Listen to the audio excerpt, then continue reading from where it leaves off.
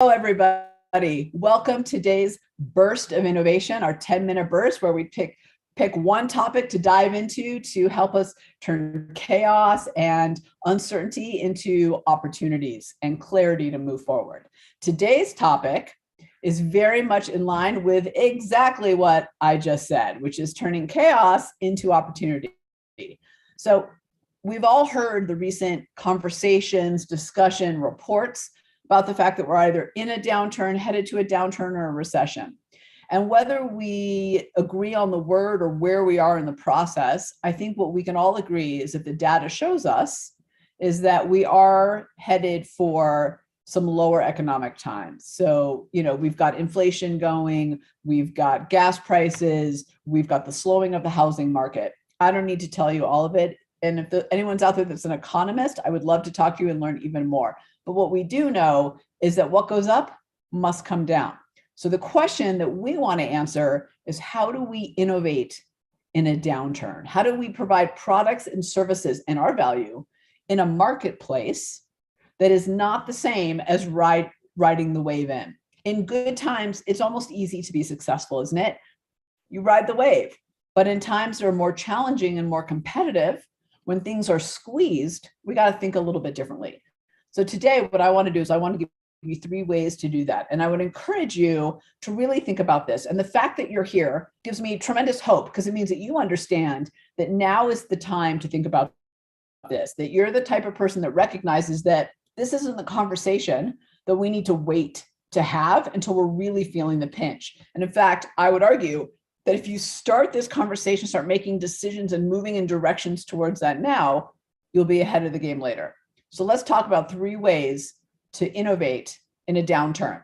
They're a little bit different, as I mentioned, than how we innovate in an upturn when we're riding the wave in. So here are the 3, and I want to pepper in some examples for you too. Number 1 is provide services or products that are different, not better. Here's the thing with better. Better is a hamster wheel. If I do something a little bit better than Paul today, Paul can come in and do something a little bit better than me tomorrow. It creates a catch-up scenario between you and your competition that in any time, but particularly in a downturn, is hard to get off of. What we want to think about is, how can we be different? How do we provide products and services in a marketplace that stands out from the crowd, that doesn't just add to the noise? People are less likely to explore. They are less likely to try new products. They are more likely to go to those things that are bold and different than the ones that they really have to think about, really have to work to find the value. So be different, not better. The second one is be surprising, not obvious. And what I mean by that is wow your customers in meaningful ways. When we're obvious, when we do what we've always done, we really, again, are just adding to the noise, and we become a commodity. Think about what's going on with Netflix right now. And the report they came out with, what was that, 3 weeks ago, where they had lost almost 1 million subscribers. Netflix invented the streaming category, but now they're obvious, right? How they do things are obvious, and everybody else is caught up. Everybody else is caught up to the better, right? To the point number 1. And now they're struggling. What we want to do is be surprising, do things that people don't expect that are meaningful. I'm going to go way back in time for an example for a moment. Leo Burnett, which is one of the biggest global advertising agencies out there. It's a juggernaut. Well, it started during the Depression. And what Leo Burnett himself used to do is, when people would come into his office, he would hand them food. He would hand them an apple. Now, putting food on the table at that time was hard. So this guy handing you food, an apple of all things, for advertising and marketing was surprising in a meaningful way. It spoke to people. That's how we built his business, one apple at a time. In fact, years ago, I worked for Leo Burnett, a subsidiary of Leo Burnett. And the first thing you do when you get to that company, this was the mid 90s at this point, right? 50 years later, after they started, whatever it is, a big book about the apple and why that mattered so much. Be surprising, not obvious. And the third one is add value, not costs. So in times of downturn, the reality is people are looking for value, but they're also looking for affordability. So can you be different than the competition, surprise and wow them in a way that adds tremendous value? One of the best examples in modern times, Airbnb, right? We were in a slump. Airbnb comes along. It's different than all the other travel options out there. It's surprising. It's visual. It's engaging. It's easy to navigate. It's easy to engage with. And it's affordable. I can now travel and not break the bank, especially if I've got a family or I'm traveling with friends. That's value. So in times of downturn, the three things that we really want to focus on to innovate and to bring things to market is difference, surprise, and value.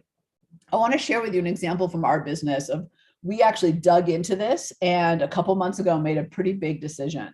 So we have something called the Innovation Quotient Edge Assessment. With those of you on the link on the Zoom, because you know your innovator styles, right? Yeah, exactly. So our assessment tells you your everyday innovator style, right? Your unique style of innovation, your innovation strengths, so that you can perform at your peak, have a stronger voice, find all those ways around the brick wall, be an everyday innovator, which is so important in today's times. Now, we're not the only assessment out there. So while we are different in the sense that we tell you something about yourself in terms of we don't just tell you how the world sees you, right? We tell you what you bring to the world. So that's different. But in reality, right, if I'm just pulling back the curtain, we're still an assessment. You take an assessment, you get a custom report based on a proprietary algorithm, right? All the prices are in the $47 range. So the value that we provide is different, but how we do it is very similar to a lot of the competition out there. And if I were looking from the customer in, right, I'd have to look and go, well, they're all the same. So we wanted to do something that was different. Now, we already did that with the base of the assessment, but we wanted to take it to the next level. We wanted to be surprising. We wanted to wow our customers and do something that nobody expected so that we could rise up from the noise, so that people would pay attention. We wanted to do something meaningful to people that spoke to them in the situation they're in, but that would shock them a little bit. And we really wanted to add value without adding cost.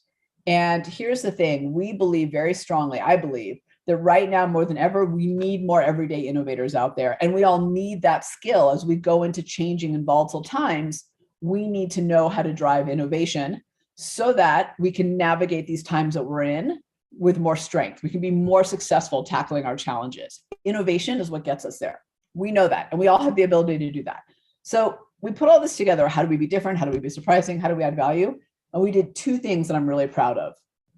One is we started providing not just the report that everybody provides, but then we also started providing these custom emails. It's a 5-part email series that tells you more about you. And the reason that's different is because they're dynamic, meaning as things change in our world, I get to update them. Most reports are stagnant. I get to be dynamic. So that's a little bit different. But here's the other thing that people were shocked by. They were shocked by the fact that we lowered our price. Yeah, get this. Most assessments are $47 or in that range. We dropped it to $12. We have the scale and the success to do that. So we did it. We did it because we wanted more people to have accessibility, more people have accessibility to the assessment. And we wanted to really embrace this number 3, right? Add value without adding cost. We have the scale, we have the size to do it now. And what's ironic about that is the IQE for us, it's what put us up on the top trajectory, right? We've had great success with this assessment. It's in high demand, continues in high demand. So what the textbooks would tell you is high demand equals higher cost, right? Look at used cars right now, super high cost because the demand is higher. Well, we went in the opposite direction. We said, we know the demand is high, but we're going to drop the price. We can do it financially. Like, of course, we work the numbers and it works for us, but also we wanted to innovate in a downturn. I would encourage you to really think about these. Now, let me ask you this. If you are on Zoom with me, I want you to put in the chat bar. If you are on LinkedIn, put it in the comments and I'll come over to them.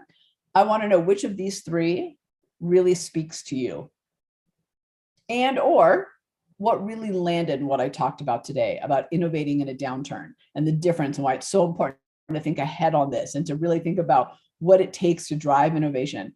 Just in one phrase or one sentence, put in the chat bar in the comments, which of these 3 really speaks to you and what really landed with you in our 10 minutes today.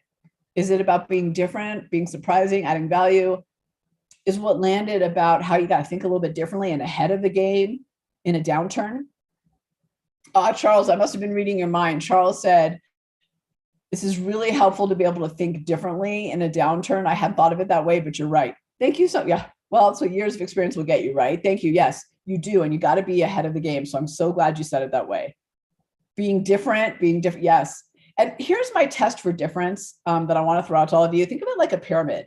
There's things at the bottom of that pyramid that are cost of entry, things above that that are good, but maybe not totally different and unique to you. And then there's a little point at the top. And that point at the top is a thing that you can do that your competition either can't do or have an incredibly hard time catching up to. So we built this proprietary assessment. It's based on neuroscience, behavioral psychology, all these principles. It's got a custom algorithm, proprietary custom build from the ground up.